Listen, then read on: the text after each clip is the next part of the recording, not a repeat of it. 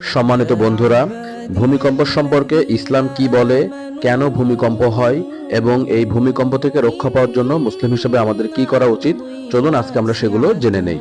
ইসলামে ভূমিকম্প শুধু একটি প্রাকৃতিক ঘটনা নয়, বরং আল্লাহর পক্ষ থেকে সতর্কবার্তা, পরীক্ষাস্বরূপ বিপদ কিংবা পাপের কারণে শাস্তি হিসেবেও বিবেচনা করা হয়।